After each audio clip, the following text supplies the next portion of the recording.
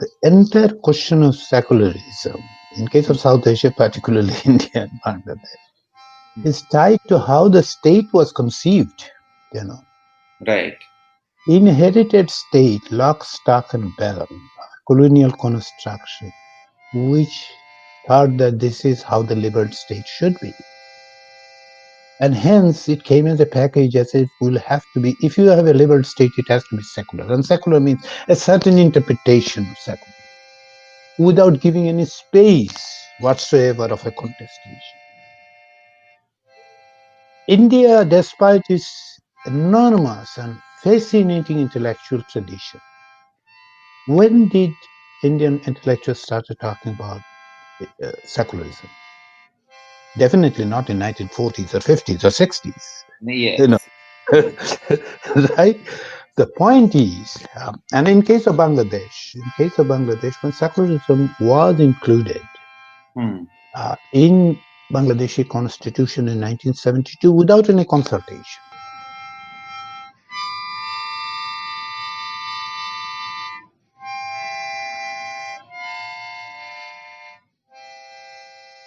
I have been observing Bangladesh for a while, and my familiarity with Bangladesh is through some of your writings, along with the writings of other scholars. There are not many scholars from Bangladesh who do cogent and timely writing on contemporary issues, but whatever we come across, they are very useful. And your set of writings is one of that kind, which is immensely helpful for anyone who would like to engage with politics in Bangladesh. And a history of politics in Bangladesh is certainly something that comes from you in very authoritative manner. So in that context, I was thinking you must be carefully reading the pulse of politics in Bangladesh during the pandemic. Pandemic itself has been very theatrical, and and with the political implications. So, do you see anything new emerging in relation with pandemic as far as politics in Bangladesh is concerned today? Unfortunately, not. On the other hand, I can say maybe something new has emerged in the sense that we have seen how, while Bangladesh is facing the pandemic called COVID-19, it's also facing a pandemic of persecution. You know, because what we have seen is the enhanced presence or persecution by the state and the ruling party. This is one thing, and the other thing that is happening, unfortunately, again, is I would call a carnival of corruption. You know, because corruption is endemic. Corruption has been there in Bangladesh. It's nothing new, but given the enormous resources that have become available suddenly, has encouraged this kind of carnival. If you look at all the news that we see, people seems to be those who are in power, whether in administration or somewhere else, thinks that this is their moment. So in generally, these things that are happening with respect to persecution, intolerance has become so pronounced. And now, Dev, you know that this is generally speaking about South Asia. We have seen over the past years, possibly at least for half a decade, that has been the case in India, that has been the case in Pakistan, whether in the name of the blasphemy, in case of Pakistan or in case of India. We have seen this Gorak, Raksas and others have done that one. But politically, what we have seen in case of Bangladesh is this growing authoritarian bent of this government, which by definition requires persecution. If you're, it comes as a package, Right. and that is what we are witnessing in case of pandemic. And also the other thing which is very, very disturbing to me is that all these stimulus packages and these and that, this was an opportune moment to refocus on the welfare part of it, reaching out to the poorest of the poor, because they are the most one who on the receiving end. They are suffering the most. Yet all these stimulus packages that I've seen, 19 of them actually came out of this Bangladeshi government. None of them, or at least most of them, are not focusing on those who are on the bottom end of this ladder. Hmm. So these are the things. So a lot of optimism we saw globally also, that okay, pandemic may change everything. There is a new emergence, a new kind of global thing would emerge. I was optimist too. Let Hmm. me admit that initially I thought this might be an opportunity to appreciate. Globally, Right. this neoliberal economy has produced this kind of thing. What we are witnessing, suffering, is not entirely natural. I mean, the virus part is natural, but the abject failure of the state, including the United States, where I'm speaking from, is not actually natural. It is the failure of the leadership and the system. This Hmm. neoliberal economy, we put all the health and everything to someone else's task, and privatize everything, withdraw the state as if state has nothing to do. Then again, when it comes come to the crisis, whether it's the United States, UK, or in case of India, we have to look at the state, because state has some roles to play. You cannot simply Hmm. ignore that. So all these things are witnessing, whether there would be a status quo going back to what we saw. I'm increasingly becoming less optimist about the changes. I can understand. I mean, you're right that it's cutting across the region. Uh, all old variety of pandemic before COVID-19 struck us have become worse in a way, you can say. You rightly pointed out some of those things. I would go back to history, but with reference to something which I observed in my last visit to Dhaka, and which was, I always go to Dhaka University with great pleasure. It's wonderful atmosphere over there. And Dave, I, I'm a product of Dhaka University. I can understand that one. I have I spent, and as a student, I spent a long time here, and then I had yeah. the privilege of teaching on two occasions altogether, two stints, Hmm. 5 years. So I can understand Yes, what you. the the kind of romanticism it provides you, that campus, and that kind of political stimulation it provides you. And then I make it a point to visit Madhu's canteen, that famous Mhm. historically significant site where all sorts of meetings happened at some point of time, and you have documented those events in history of Bangladesh. And that same canteen is also a site of muscles flexing by the student wing of the ruling party. And it gives us a sense that probably Madhur Canteen in Dhaka University is a microcosm of Bangladesh. Uh, one can get a sense of what is happening at national level in Bangladesh by just sitting a few hours in that canteen and watching students' behavior, the way the loyalists will rally every day. Many of them even bunking their classes, they will come to attend and say hello to their leaders. So, in that context, I thought I should try to invite you to tell us something more about the kind of student politics is left over of student politics in Bangladesh, and where it is headed. In recent years, the student politics, if you are optimist, you can see some changes coming, particularly the emergence of new organizations. However, there has been a qualitative shift in Bangladeshi student politics. I would Hmm. say it actually happened, unfortunately, when Bangladesh embarked on the democratization, that is in 1991. Hmm. There is a legacy, of course, there is a legacy to it. I mean, when General Ershad was in power, even if you go back to the Zia Rahman regime, or even Sheikh Mujibur Rahman's period between 72 and 75. But the more important part is, to me, is less than legacy, the transformative part post 1991. Hmm. Student politics have become so much an appendage to the national politics and national parties. Students have always been part of the national politics. Look at 1969, look at 1971, even 1990, when there was a general Ershad in power, and the students' uprising actually pushed the political parties to come together. And so, in that sense, the Madhur Kanti, Dhaka University student politics had a pivotal role, you Hmm. see. But that shifted. That shifted because there was a transformation in Bangladeshi politics. Hmm. The the entire political spectrum, they shifted towards right on the one hand, right not in the sense that it has to be religion or something like that. I think ideologically it has shifted.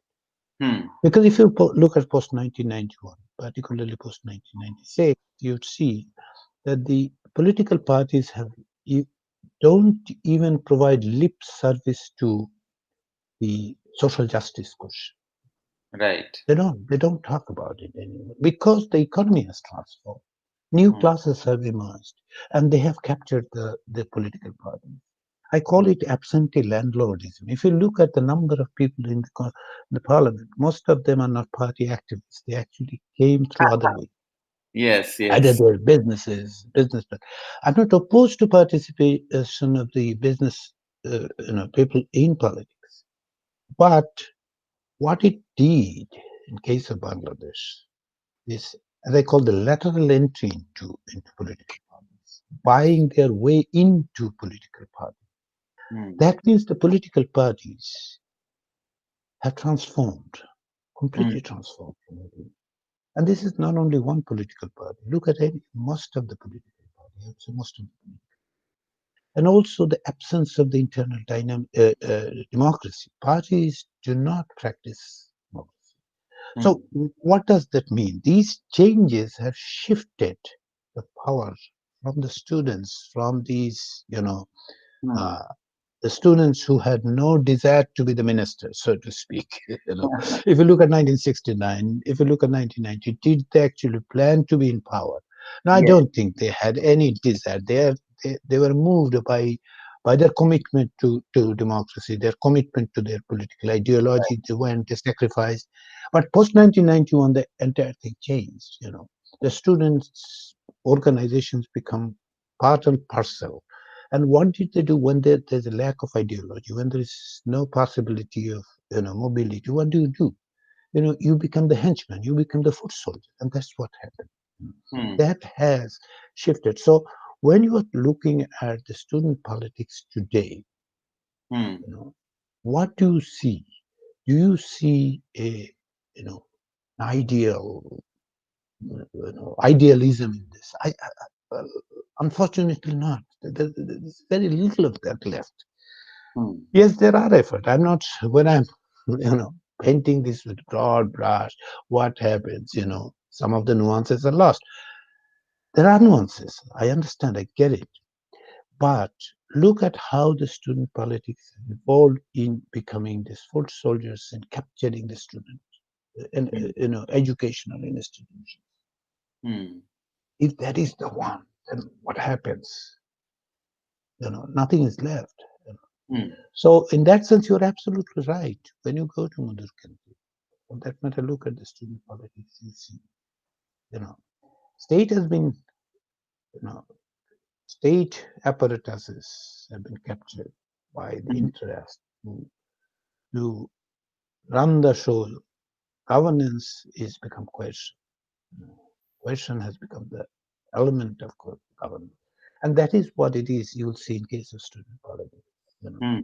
uh, I myself was a student activist. I've spent a lot of time. When you said Madhur Canteen, it Hmm. immediately brought lots of memories that how we have spent time. And of course, Sure. I'm but sure. again, there was space for the other organization, not only the one that is the ruling party. Hmm. Uh, Yet that is gone. That is the problematic part of this because uh, now that is what we see. Hmm. However, as I say, you can see the positive thing. Yes, we have seen. Non-partisan student organization have emerged. Hmm. Again, don't get me wrong that I'm opposed to connection between the political party and the student organization because these are the ideology question. They will. It has been the case in South Asia all along. Hmm. But becoming just a foot soldier and using those as practically stepping stool to get to power or wealth. Nowadays, that has become a major issue for the ruling party activists, Hmm. in Bangladesh. What was the status of Marxism amongst student politics? I mean, one is asking this not because of any doubt about the presence of Marxism in student politics in the history of Bangladesh, but I mean, as far as its presence today, its presence is concerned, one may not be very optimistic about it. There is leftover of left amongst probably university intelligentsia, but uh, one finds it difficult to detect the presence of any such ideological vision. You rightly pointed out that there is no vision uh, uh, in student politics today in Bangladesh. If you go back to 1960s or 70s, even 80s, what you'll see there is a strong strand of Marxist politics within the student political arena. Right. The left parties were, whether big or small, you know, they kept that ideology alive and offered it as an alternative. Hmm. Uh, Alternative to what? Not only as a political ideology, it is Hmm. also an alternative worldview. You know, Yes. and, and it is a method of inquiry. The way I have seen always that and it's still there in the, as you mentioned, within the intelligentsia, within the academia, because Marx is more relevant today than possibly 10 years, 15, 20 years ago. I think so. I mean, this is my understanding that Marx is more relevant today Hmm. uh, uh, to understand what is going on. Uh, Hmm. as a method of inquiry, as a worldview, that helps us to get a different perspective. But as political ideology, it has waned. It has completely diminished its presence in the Bangladeshi political arena because, you know, that it, in case of students, the organizations have been weakened by the national political changes. Hmm. Hardly mainstream political parties speak about this, say, welfareist notion of state. Forget about the transformation, even the welfareist notion of state. And if I may, this change, dramatically happened post 1990 because of the global changes, right? Hmm. Uh, but in case of Bangladesh, possibly it started before, because Bangladesh actually embarked into this, liberalization way before others, way before India. India started in 1990, but if you go back to Bangladesh's history, Bangladesh actually started post 1974. 70, even 74, 75, we have seen that one. Post 75, it is the one. Bangladesh became, uh, uh, Bangladesh adopted this economic liberalization in the late 1970s, early 1980s. Right. So the social transformation that has taken place has displaced this notion that there is a different worldview that you can actually adapt to, see through, and try to achieve. Not necessarily as replication, you don't have to, but at least think of it. And that is what has left in case of the student politics and generally Bangladeshi politics per se. There are still political parties, but here I will make a clear distinction, however, Dave, if you allow me. Hmm. Yes. Bangladeshi political parties on the left are more Leninist.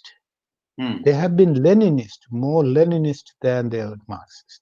I make Oh. a clear distinction because this, because their notion of how the political parties operate, the vanguard, middle class vanguard idea, that it is going to be them instead of you know um, the workers' revolution. Also, it happened for another reason: the economic transformation of Bangladesh. Trade union movement has completely collapsed in Bangladesh post 1990 Hmm.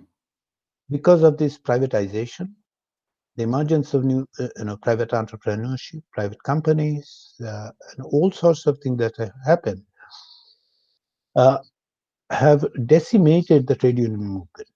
I partly blame it to political parties as well, because the trade union movement, the labor movement, should have an independent character of itself. Hmm. Whereas, again, like the student politics, they have pretty much gobbled up the trade union movements and created a situation where this independent labor movement couldn't sustain itself. All these things together have created this situation. So, in case of say labor movement, the Marxism plays a very significant role, right? In providing the worldview, providing an idea, providing an ideology. When the movement is gone post 1990, combination of two things happened here. One thing is this global change. On the other hand, is this domestic political, and economic structural change. All of them came together and have contributed to this situation. Hmm. Yes. And the significant social changes have taken place. In case of Bangladesh, the rise of the new middle class, Right. particularly over the last decade or so, we haven't studied it much. We haven't studied much about the social cohesion, how society have changed, in terms of its cohesion, the way society used to see each other as a part of a community, and now this entire notion that you are on your own, you know, which is basically, you can tie it in with the neoliberal economy, right? That you are on your own. If you haven't got a job, then it must be your fault. It's not the system which should be blamed. Right. This is the kind of idea that has been propagated all around the world, and Hmm. it has permeated because of these changes in Hmm. the economy. Hmm. So from there, let's go to an issue which I suppose is very dear to you. I have read uh, you discuss the question of secularism at length in your writings, and rightly so, because as an idea it was enshrined in post liberalization, post liberation war uh, uh, constitution of Bangladesh, and even Sheikh Mujibur Rahman was very inclined to believing that he had some notion of secularism, but you would like to contest it in your writing. I'm aware of that.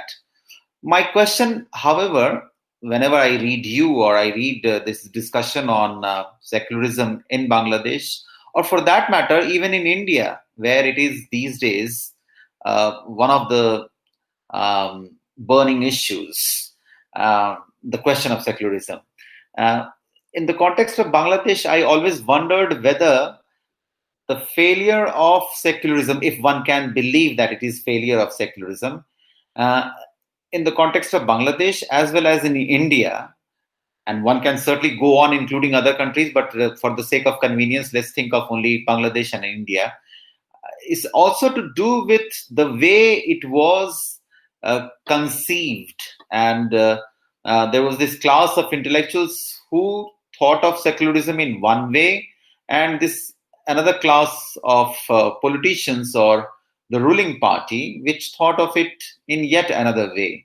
The rulers included selectively probably included religiosity, whereas intellectuals didn't include religiosity. It may be the influence of Marxism or influence of modernization theory. What was it? I mean, that dilemma is very interesting to talk about. See, they've the entire question of secularism, in case of South Asia, particularly India and Bangladesh, Hmm. is tied to how the state was conceived. You know, Right. inherited state, lock, stock, and barrel, colonial construction, which thought that this is how the liberal state should be. And hence it came as a package as it will have to be, if you have a liberal state, it has to be secular. And secular means a certain interpretation of secular without giving any space whatsoever of a contestation. India, despite its enormous and fascinating intellectual tradition, when did Indian intellectuals started talking about secularism? Definitely not in 1940s or 50s or 60s. You know, Yes. right? The point is, and in case of Bangladesh, when secularism was included Hmm. in Bangladeshi constitution in 1972 without any consultation, I say without any consultation with the larger community. Hmm. You said that there are intellectuals and the politicians. Let me Hmm. add one: the the people, the Yes. citizens. Hmm. They might have a completely different idea of secularism, right? Or Where they may was not. the point? Yeah. And they were not consulted. There was nothing. There was no process whatsoever to consult that this is how we want to see the relationship between religion and politics on the one hand, religion and state on the other hand. Right? These are often we mix these two things up. Right. Right. Religion in society is going to be there because it has been there. In case of Bangladeshi society, in case of South Asian society, and perhaps elsewhere, now that we are focusing on religion is there. I mean, in the society, it will be. There is no way you can just push it out. The point is what kind of equation there would be that you Hmm. can actually negotiate that religion would be. This would be the role of the state. Hmm. We have seen models, right? The French model, the laicity. We have seen the British model, where or the American model, or even at one point the Turkish tried to come up with Right. some Right. sort of model, which is basically an extension or a little bit of you know tweaking of the French model under Kemal Atatürk and post Kemal Atatürk. Hmm. You don't have to think about this model. Even the society, how the state would, what behave, interact with, interrogate with, negotiate with, really. When we had this parachuted state, and I call it parachuting, simply lock, stock, and barrel, you have parachuted a state into South Asia, and then and you put it there, it replaced something, it pushed the religion as well as the state makers thought that this is the way. Hence, there was no conversation. There was no conversation whatsoever about this. This is where this thing started. In case Hmm. of Bangladesh, what you brought up, there was an enormous confusion at the beginning of 1972 to 75, Hmm. because what is the interpretation of religion? The politicians have interpreted it differently.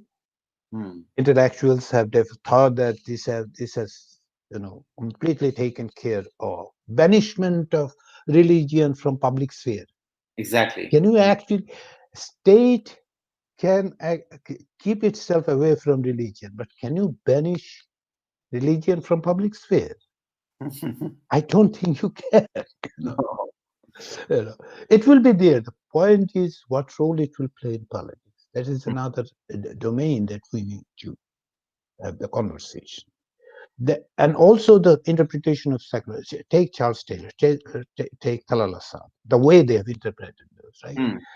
And we don't have to subscribe to them completely, but we don't have to subscribe to this Hollyoaks idea the centuries ago that this is how the secularism should be. Hmm. Secularism has grown as an idea, as a statecraft Hmm. in every society through a negotiation, through a clear negotiation between the political forces, social forces in certain conditions. The emergence of laicity as a policy in French has to do with the post French Revolution and the role of the church. Because church opposed so much that revolution. To protect the revolution, they thought they would push the church completely out of it. But in case of the United States, it has emerged in a different manner. My point is that you don't have to take one or the other. My point is that this is a negotiation that takes place within every society and decide how that will be. In case of India, that conversation started so late that perhaps the train has left the platform. I don't know. Or in case of Bangladesh, there is this notion of, first of all, this is very interesting thing. Uh, when the state religion, Islam as a state religion was decided through the Eighth Amendment, right? Right. What was the conversation? None. The military ruler decided, right? And then the civilian governments came and all these, BNP and Awami League and all these constitutional changes. That remains there. You are including secularism, return of secularism, but that remains there. When secularism was inserted into Bangladesh's constitution in 1972, no conversation whatsoever, based on the notion that Bangladesh is a fought against the use of religion by the Pakistani state was extrapolated by the intellectuals as if they want a state that completely would ignore the religion. Right. So there was no conversation. Then General Ziaur Rahman came in, right? He decided to take it out. There was no conversation. Absolutely no conversation. Nobody asked the Bangladeshis, do you really want to take it out? No, they didn't want, or maybe they did want. I don't know. There was no conversation. So the secularism question, on the one hand, is conceptual. How do you view secularism? What role? Is it actually a response to religion? I don't think so. It is rather the question of relationship between individual and the society. All right. On the other hand, the statecraft. What role the state should play, how it should be played, and what would be the space the state would provide for religion in its statecraft. What happened is that without these conversations, states failed for all sorts of other things. The states which call themselves secular state, they failed for several reasons. For hundreds, you can find many, whether it is the Egyptian state under Mubarak because it was a highly coercive authoritarian state, it failed. Or for that matter, somewhere else, the Indian state failed not because secularism failed. Indian state failed because the Indian ruling elite and the parties, those which were in power, couldn't deliver. Right. Now, those who criticize the secularism has put everything on this. Since state failed, secularism must have failed. I'm not going that extreme. Of course, I don't think so. But the conversation that needs to, and that's why the question of secularism, I describe it as a plural thing, secularisms. You have to redefine. You have to think how these negotiations can take place, and that is the negotiation I want to have. How can we have it? Only when there is the equality of citizens. When the state protects me, that yes, I can say this one, yet I would not actually be persecuted or killed. I mean, in case of Pakistan, for example, if you talk about blasphemy, then either you will be killed, or arrested and then killed in the courthouse, in front of the absence of democracy, absence of inclusiveness have prevented us from having this kind of South Asia's problem. I see there, whether it's Palestine, whether it's India, whether it's Sri Lanka, Maldives turning to this whole thing is dramatic. Significantly, the way they have shifted on the question of religion, mind-boggling to me. So in that light, when you say secularisms in plural, in that light, one recalls few moments from the history of Bangladesh. One moment is precisely during the Liberation War, and the allegation has been the involvement of the Rajakars, the sympathizers of Pakistani army, who were not ready to buy the idea of language-based unity of the Bengalis, uh, and they had that legitimacy from religion coming to their aid when they decided to side with the Pakistani army. That is one moment in history. Another moment is very recent, I mean, ongoing. You were a student at Dhaka University. You would be the best person to tell us, but some other people, some other colleagues were telling at Dhaka University that the number of hijab wearing girls increased phenomenally in last 1 decade, so to say, at Dhaka University, and that itself is very revealing. It's a telling tale about the presence of secularism amongst the people, right? And when we think of the people, we also think of their indigenous performance and traditional knowledge base in which there has been space for all sorts of dialogues. But again, one thinks of all kind of vast mahfils of the religious leaders, which would eclipse our hope with romanticism as far as people's version of secularism is concerned. The entire question of Rajakas trying to legitimize their action based on religion. But those who collaborated, if they have not taken the religion as an ideology, would they have committed less crime? No, absolutely not. Right? It's a crime against humanity if you are standing against and perpetrating or cooperating, collaborating with those who are, committing this heinous crime or crimes against humanity. Plain and simple. So, having a handful of people trying to utilize religion, does not actually make it by any means the religion as the enemy of you. Right. It doesn't. It doesn't. Right. So it is not a question of whether they were doing it by the name of religion or not, and hence I should be talking about religion. No, I'm not going there. I'm absolutely not going there.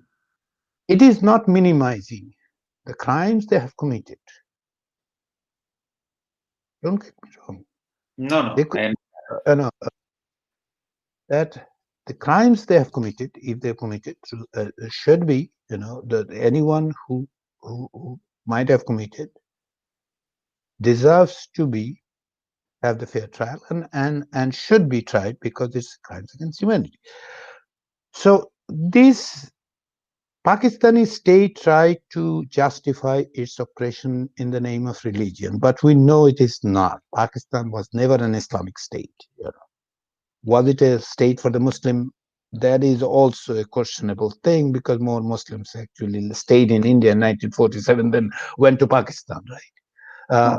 Pakistan's fundamental, 47 scenario emerged because what? The Eastern Bengal, particularly the Sylhet, actually sided with Pakistan in the election that they want an independent country. But there are a lot of history to it. But the point is that Pakistani state's justification and use of religion by itself might have created an environment wherein this entire moment that you are talking about, 1971, entire moment that you are talking about, that a handful of people, I keep on saying handful of people, because Bangladesh at that point had 75 million people. How many actually participated in becoming Rajakar or Al-Badr or Al-Shams? Take for a militia called Al-Badr, right? It is what it is. It is a killing squad. Plain and simple, it's a killing squad. So if I get them, if there is evidence to try them, they should be tried. So that itself tying that in with your conversation about what role the state would play or what role the religion would play is a little bit of extrapolation, Yeah, I understand this. right? But that happens. I'm not, David, it's not about you. I've seen that kind of conversation. So that's one thing that we'll have to keep in mind, that this has been the case. Religion has been used, Hmm. and being used. In Right. case of Bangladesh, when you talk about Islam, there are various traditions. It is a polyvocal Islam. Bangladesh never had, and Right. perhaps nowhere else too. I mean, I cannot say with that kind of confidence about everyone, but I can say with enough confidence about Bangladesh that the Islam as a religion had many, many, many, many manifestations. Should Hmm. we simply take one that is the one that is, if not aberration, or at least a different interpretation, as the main one? Of course not.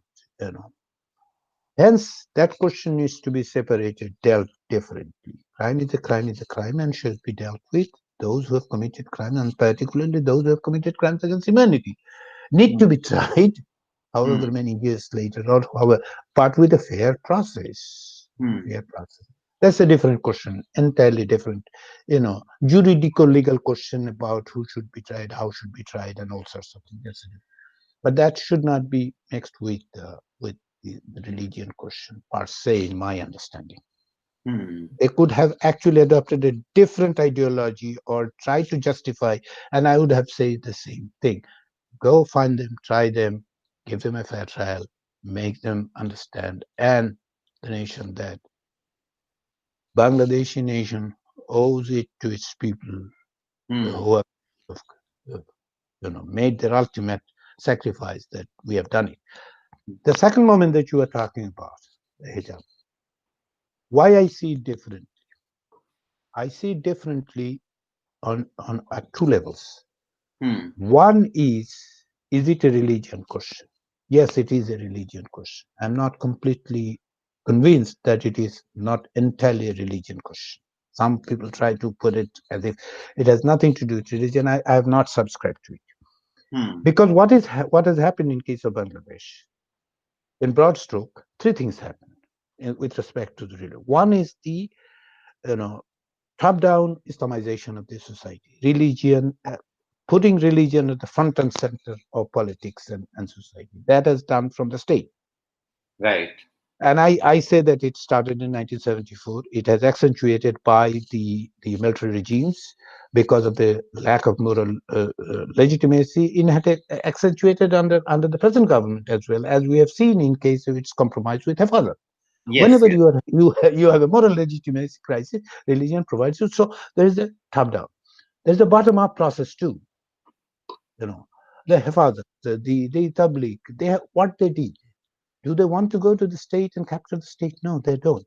I mean, in the top down thing, we can include Jamaat Islami into that, right? They have tried. They by any means or whatever means they tried, they tried to be part of that, grab the state, be part of the state, Islamize the society, put the religion at front and center. That is the you know top down. Bottom up is this hafazat, the presence of the madrasas. What do? They try to create a particular understanding of Islam, right? That is the bottom up. They Right. want to, for them, you change your own lifestyle. And Hmm. Hafazat have crossed that line into the political arena. But their their primary idea is to Islamize the society. And it is not only Hafazat. Hafazat is a new, combined, so to speak, a platform. But in Bangladeshi society, always there has been this effort to Islamize society from bottom. That has impacted, Hmm. right? So these are the two things that we have seen. And now what we have seen in the middle also, a very literalist interpretation of Islam. Right. It is part of this global dimension. It is Hmm. a very literalist interpretation. If Hmm. you ask me who are the example, Al Hadith is an example. You know, very much literal. Out of these four, schools of thought, uh, you know, uh, then we have seen this Aladis and other very literalist, and out of that literalist tradition actually emerged very kind of organization. Militant organizations actually comes out of that literalist interpretation. Hmm. Some of those has permeated into the society and allowing this kind of behavior. Hmm. So if you take the religious dimension of hijab, if you take look at this when the society has been changed in this manner, Hmm. will that have a reflection on your dress, in your behavior, in your talk?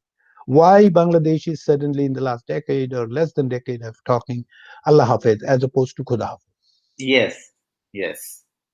Because of that changes that have taken place. That there's no single source to it. Trying to put it in a single source would be, Hmm. you know, it would be unjust and possibly it will lead you to a blind alley.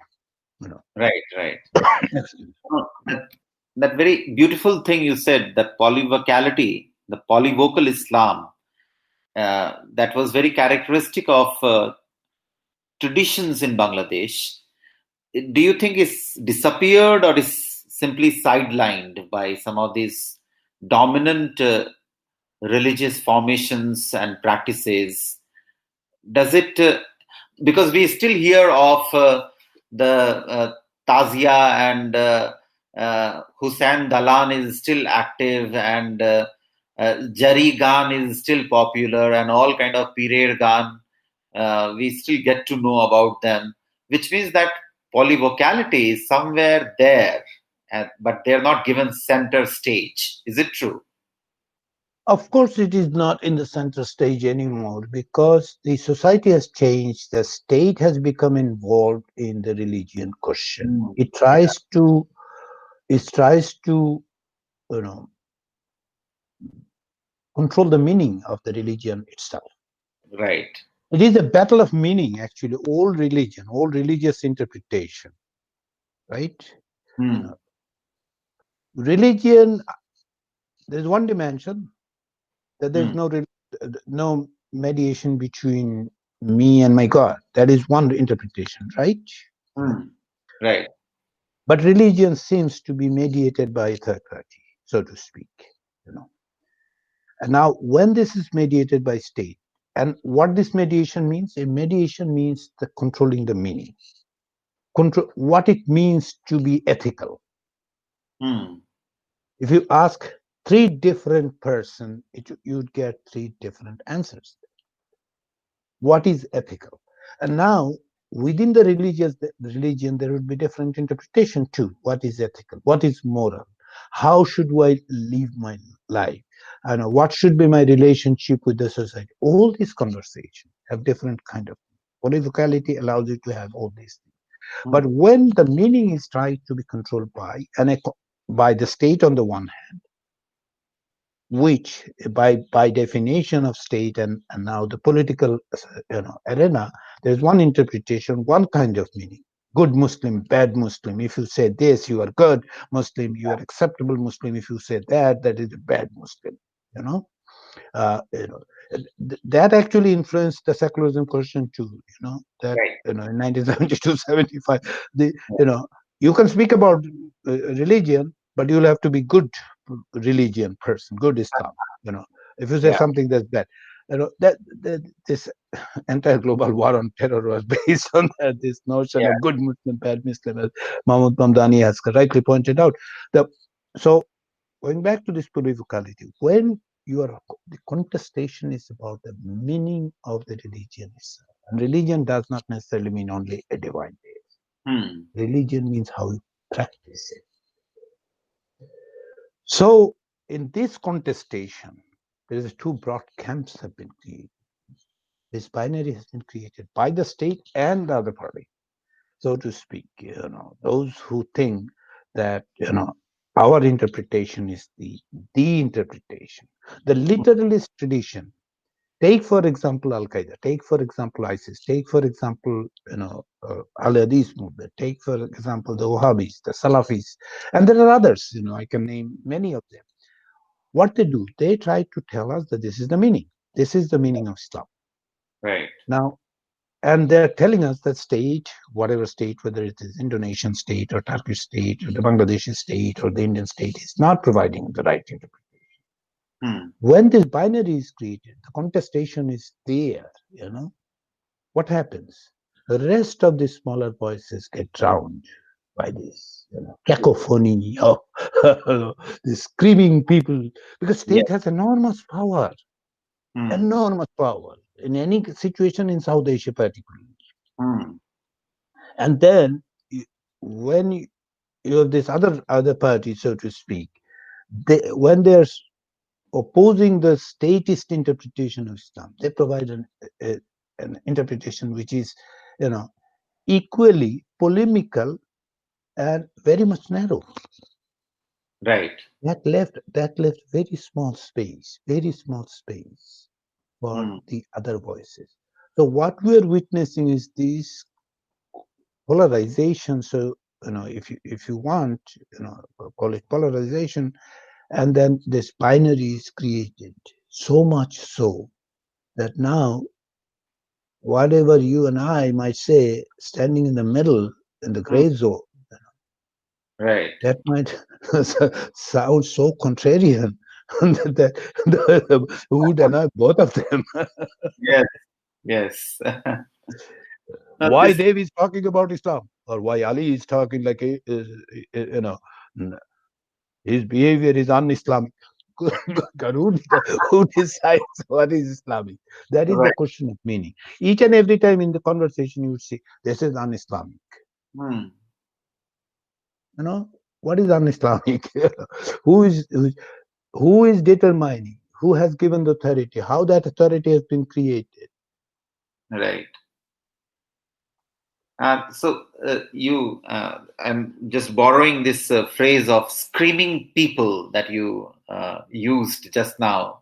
It also seems that all kind of mobilization, mass mobilization, or if one can say movement that happened in various historical epochs in Bangladesh, including one massive movement, though many scholars of movement would refuse to call it a movement, and that was Shahbag mobilization.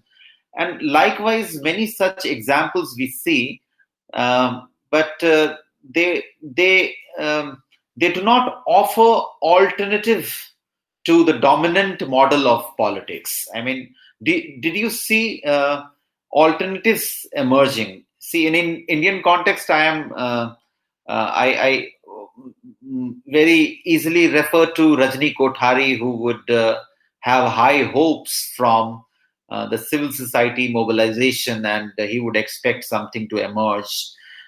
Even to the dismay of the parliamentarians, we would have this kind of idea that streets would become good sites of, that fertile site of offering alternatives to the dominant variety of politics. Uh, in the context of Bangladesh, somehow there are many examples of mobilization, but nothing substantial emerged as far as alternatives to the dominant politics is concerned. Or correct me if I'm wrong in my reading. No, you are absolutely right. Nothing alternative has emerged as the dominant politics. Uh, it hasn't, and I don't see any possibility soon. Hmm. It gives me immense pain to say that I don't see any possibility. But if I'm proven wrong, I would be the most happy person. Yeah. Prove me wrong. Prove me wrong. If someone can do it, prove me wrong in next year, 2 year, 5 years, in my Hmm. lifetime. That's great. I would love to see that one. I'd love to be proven wrong. But uh, going back to the context that you brought in the case of Shabak, Shabak was not supposed to be, not meant to be offering an alternative. It was Hmm. not destined to be. It was not, and besides, within hours, or maybe 24 hours or 48, I don't know. You may count the hours. It has been Hmm. co-opted by the regime. Right, right. It The, was. the, it was co-opted. Whether it was engineered, that's a conspiracy theorist would be able to tell. As far as I have seen, uh, I still think that it had uh, It had been a spontaneous movement to begin with, and then it was co-opted and co-opted so vigorously. And in the context of an upcoming election, which the government since 2011 seemed to me was very much ready to have a very one-sided election, excluding all other forces. So they used it as much as they could to justify the ground of that kind of situation. And and the emergence of a father actually played into that, uh, Yes, yes. you know. Uh, Mm. but also the emergence of a father has shown us that uh, the notion that youth movement only involves the urban youth educated in the Western tradition are the only youth. I Mm. tend to ask a lot of people, this might sound a very stupid question, but I haven't got an answer, convincing answer yet. I asked a lot of people before 2013, Mm. in your imagination, when you talked about Bangladeshi youth, have you ever thought someone with a skull cap and this long, white dress, 18 years kid as part of that? Did you? And a lot of people looked at me and said, no. I said, see, go back and look at the images that you have seen before 2013 as the Bangladeshi youth, whether they've Mm. worn jeans or something else, not necessarily this kind of dress, this kind of background.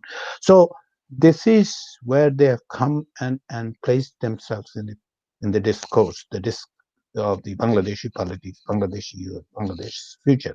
They're part of it. You cannot exclude them. But it seems to be that uh, many of us, perhaps I should include myself as well, uh, that the imagination was so much limited by this urban, middle class, Western educated, and the notion that everything has to be within the parameters of what we described as the secular politics. Right. That has broken down in 2013. That has broken down. I know. Good, bad, there's a value judgment. We'll talk Mm. about it later or we'll talk some other time. That's a completely different judgment. But that has happened. So the Shahbag's idea was not offered to an audience. Mm. Rather, it became a tool to justify the status quo. Not only status quo, Mm. a significantly contributed to, whether the significantly contributed to the authoritarian turn of the government, ruling party. Did they intend to? Those who started, they intend to. I don't know. I mean, Mm. I perhaps I can assume they didn't in the first hours.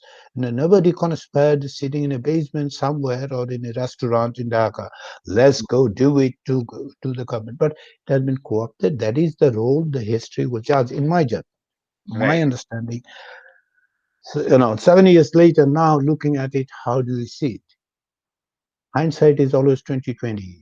So we see it this way. That is how I see it. It has been, my understanding, and so it is not an alternative that could have been offered. Mm. But will there be an alternative? In case of Bangladesh, the alternative political force should emerge from where? Would it emerge from the civil society? The civil society has been decimated significantly. I mean, it has been weakened and possibly decimated. Little is left of the civil society over the last decade, since 2014, for the past 6 years. What we have seen: vilification, undermining, weakening, and obviously this is the problem. Media is part of the civil society. Look at what is the situation with the media in Bangladesh. Mm. Mm. Fortunately, India still has some of them left. Hopefully India would be able to, and also the long tradition of India, possibly India would be able to recuperate from its current stage. You make me more optimistic about India. Uh, You know the truth. you have to. I have to be optimistic. I cannot be completely pessimist about it. You know, uh, I'm to the optimist to the extent that I'm looking forward to 3rd November and 4th November and January 21st next year in case of the United States. And knowing well that this country has moved so much on the right over the years, Yeah. things that we hear nowadays was unimaginable, when I came to this country a long time ago, or even 10 years ago, even 6, 7, 8 years ago, things that we couldn't have thought that public can speak in public places or in media. Geez, this has happened. Yet I'm optimistic. So going back to this alternative, the alternative would emerge how? I mean, the society has changed, the political discourse has changed, the forces have been weakened. Uh, Within that, the space has become so limited. So there are two options now. Either for Bangladeshis, uh, either wait one day something will emerge as an alternative, you know, or work through the existing forces and try to reshape those so that the current situation changes and the possibility of a better alternative emerges. These are the two options that I see. The difficulty of binary binary is always there, but yet my point is that waiting for Godot is not the option. Yeah. Godot Yeah. never showed up, or at least would not show up in this instance. So, what role Marxist-Leninists have to play? What role the Marxist vanguard or the Leninist vanguard has to play uh, uh, in this effort of negotiating with the present regime and creating certain kind of alternative? No, I mean, and it is not a negotiation. First of all, it is not about, I'm not talking about negotiating, it's creating the space with existing source forces where, rather the question for Bangladesh is now is for Bangladesh politics, I see is that it has taken 2 steps back. Had this been in 2001, had this been in 2009, perhaps was different. In 2020, the situation is different. Bangladesh is for the first time is facing uh, in a situation where they're facing a hybrid regime. Uh, and it's not 1990. It's not a military authoritarian. We live in a world where more hybrid regimes are emerging, and so here the primary task is for the democracy to return to the democracy, the semblance of democracy, or the basics of the democracy. What are the basics of democracy? We can have difference of opinion, but I think that fair election is a necessity for democracy. I haven't seen any democracy without fair election. I have seen non-democracy with election, but democracy without election I haven't seen yet. So you'll have to have certain level of freedom of expression, freedom of assembly. You have to have certain level of accountability. Yes, the state would not going to be transformed overnight into a very accountable, transparent state, but those are the fundamental things. So And given that 2 steps are taken back, whether you're called Marxist, to me, at this point, the struggle is to come back to the status quo. Even I mean, in similar fashion that I say in about the U.S. election, what would the someone who's not Trump would do? What would be the primary task if Biden wins? What would be his task? To make it normal. I'm not asking for any progress. Bring us back to the normal first, and then we'll talk about it because we have regressed so much yeah, that bringing it to the normal is an achievement at this point. yeah, ensuring basics is first requirement, then thinking of steps forward. I fully understand what you're saying. There is a general complaint about university academics all over South Asia. I mean, most treacherous variety of middle classes university academics across the region, but more so, if one can say, in Bangladesh. I mean, they're a very strange class, certainly. I mean, what do you have to say about it? I mean, how hopeful you are with your colleagues who are working in different universities in Bangladesh? I first congratulate them, very Hmm. small number, who are still standing Okay. and speaking out.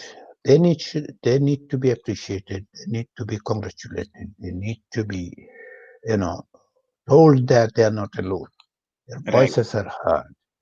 Uh, Right. as I mentioned, in a situation where cacophony is the Yeah. characteristics, even smaller voices, when they're drowned out, we should not be, completely writing them off. They're doing, but they're small. Unfortunate part is they're small. Pathetic, however pathetic it sounds, they're small. Now, when all other institutions are failing in South Asia, say in India, or Hmm. in case of Bangladesh, should we expect that universities would remain immune to that kind of? Yes and no. No, because university is an institution. It Hmm. is not an island. But then again, if you go back to the history of the universities all around the world, the Hmm. universities are supposed to be the Hmm. bastion of the free thinking and resistance. Right. Universities have been the sources of resistance. Right. Resistance to what? Resistance to the conventional wisdom. By resisting, they create the conventional wisdom for the next generation. I know, Yes. Yes. because the next generation would say the same thing about them who are now fighting. But the universities have always been and supposed to be. The role of the intellectual is to speak to the power. You know. Right. But now the Bangladeshi academic institution, thanks to the appointment process, the politicization, the partisan nature of everything, Hmm. that it has, reached to a level where they they not only have become the echo chamber of the ruling elite, Yes. in some instances, they have become practically, the drum beater the ruling, and particularly when it is undemocratic government, when their behavior is undemocratic. You don't have to be opposed to everything of the government. I'm not suggesting that. Be Hmm. remains independent and say what you think is the correct thing to stand up to the power. That is not happening. So, yet, where is the optimism? That is where I started. There are still few people who are standing. There's still those voices. We need to nurture them. We need to create space for them. We need to stand beside them and tell them that yes, I may not agree with you 100%, Hmm. because in academia, in intellectual world, you cannot actually agree with 100% with anybody. Nobody, whether someone is in power or not in power, whether he is your colleague or not, you know. But uh, I stand for you. I stand with you. I Hmm. stand beside you because you are what the university is supposed to be, what the intellectual's role should be. That is the little bit of hope that we have. But institutions have degenerated. All institutions, and university is one of them.